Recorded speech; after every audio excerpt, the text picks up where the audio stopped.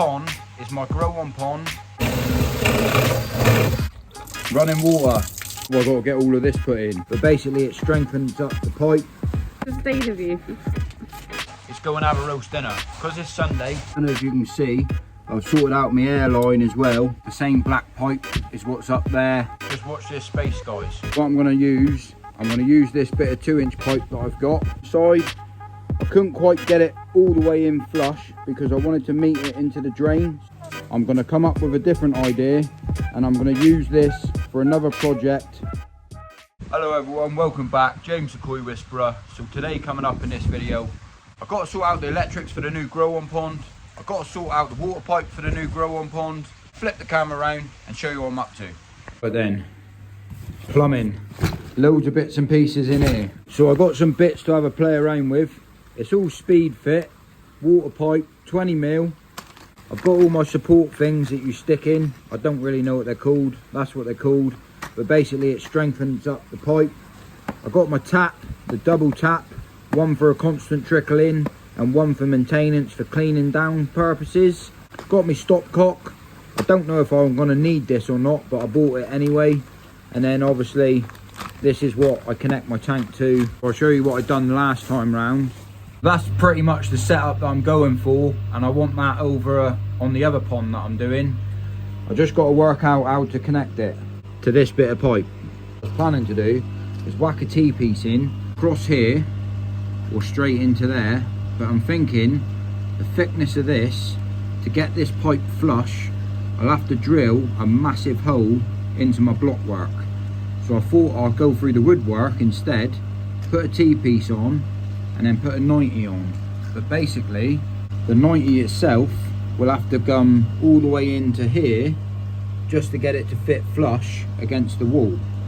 And I'm not a plumber, so I don't really know the best way of doing it, but I'm thinking of a different idea, because obviously if this goes all the way into there, when I get round to this side I'll have to do the same there, but then I don't know how I'm going to connect it to get it to fit flush, because I don't want to see what's going on. What my problem is, underneath here I've put loads of concrete which I sloped down, because this here is lower than the ground level. To drill that is going to be a hell of a job.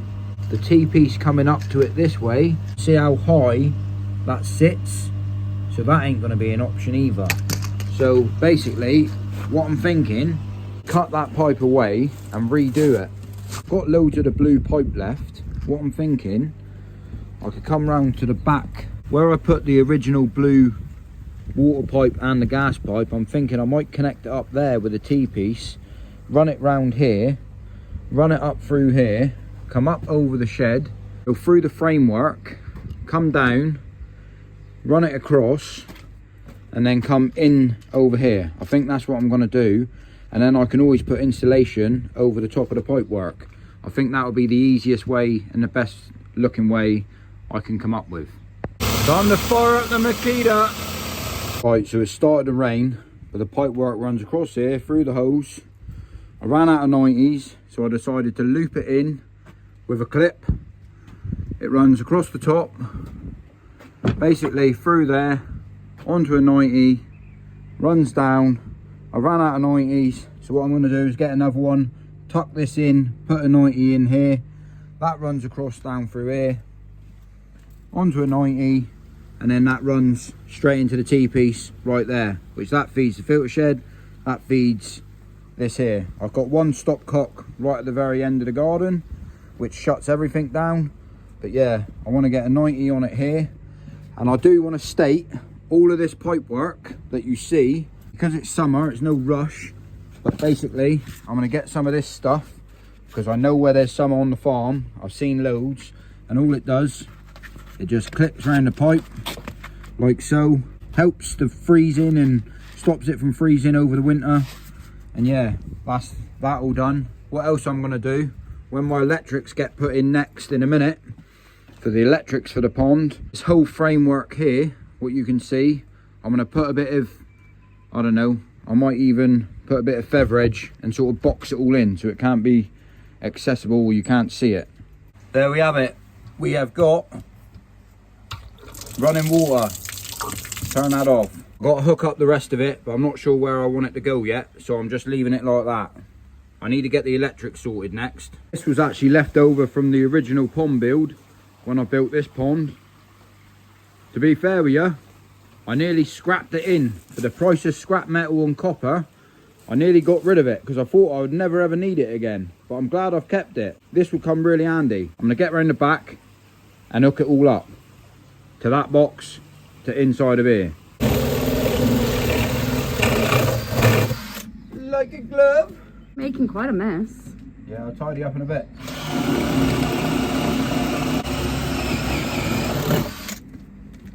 I like to go through both sides and then you don't split the wood. Beautiful. We've got one. Are they all level?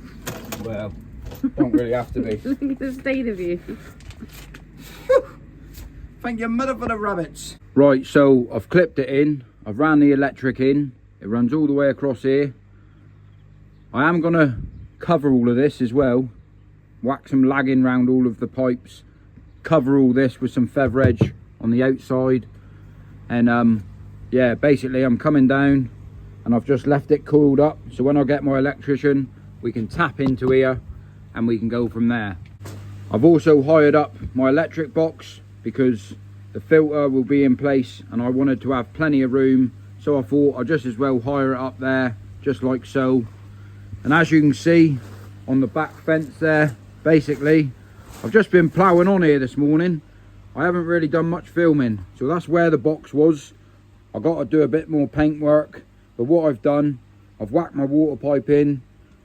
I just basically got it as close as what I can to where it needs to go.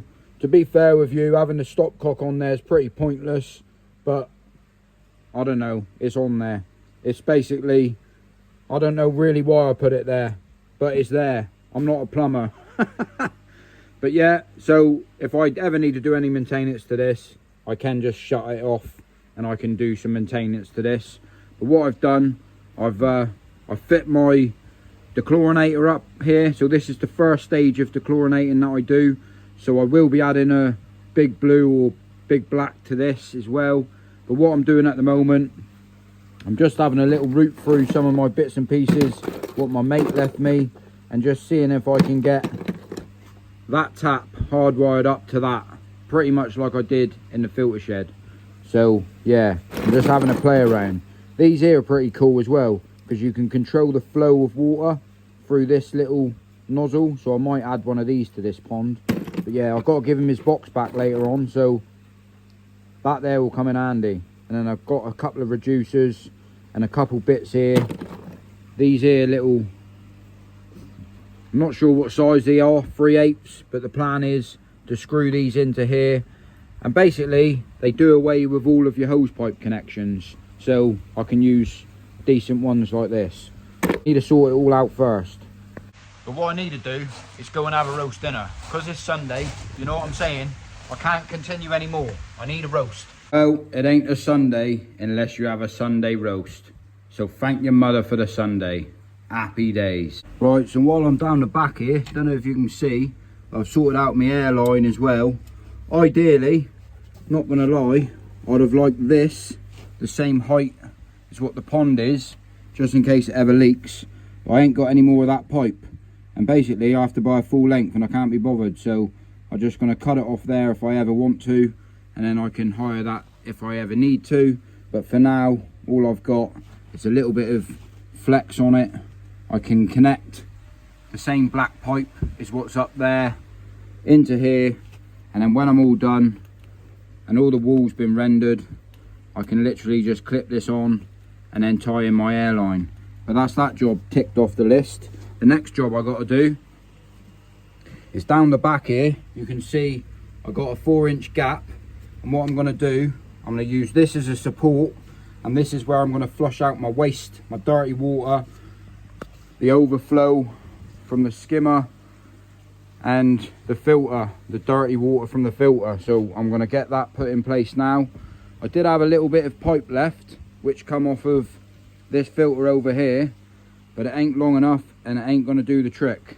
So what I'm going to use this bit of 2-inch pipe that I've got, and It's only waste pipe, but it'll be just the job. So I'm going to get this hooked in now. Right then, so I've got my waste pipe in. I know people's going to think it's a little bit high, but there's a reason for it. So that runs down. Look at it, hell of a mess here in the garden, but the koi looking fantastic. Been an absolute pleasure being out with them today. Waste pipe runs down the back of the pond, down the side.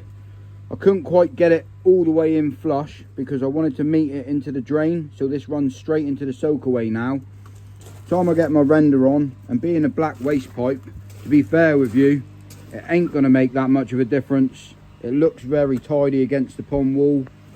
Got a few connections in it because I've used old pipe, just whacked it together as such. But yeah, I'm more than happy about this, how it's all running now.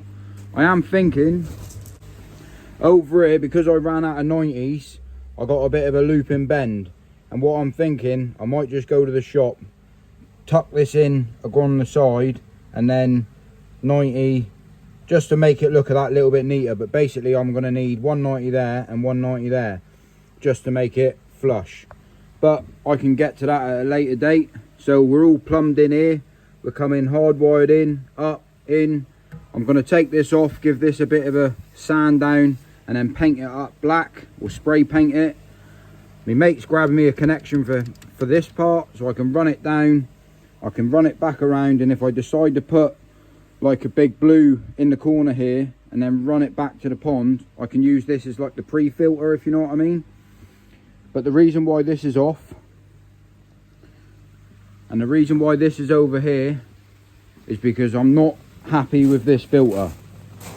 So basically what my ideas are, I'm going to come up with a different idea, and I'm going to use this for another project when I get up the farm, up where I'm having a studio. For the people that don't know, basically me and my wife's been having a good long chat about this pond, about what I want it to do and how I want it to run, and the whole idea was for me to do it as cheap as I can and whack this cheap filter on it. The whole budget's been proper cheap so far, but where I'm at with it, I eventually get up to the farm, up to my studio, me and the wife was thinking the filter like this down here, they're bloody good filters, don't get me wrong. As long as you keep up the maintenance on them, they work an absolute treat. But what I'm thinking, long term, this pond is my grow on pond.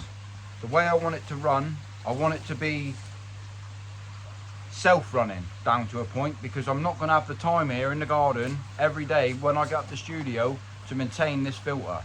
So I'm probably going to go down the routes of a drum filter, but the options are open.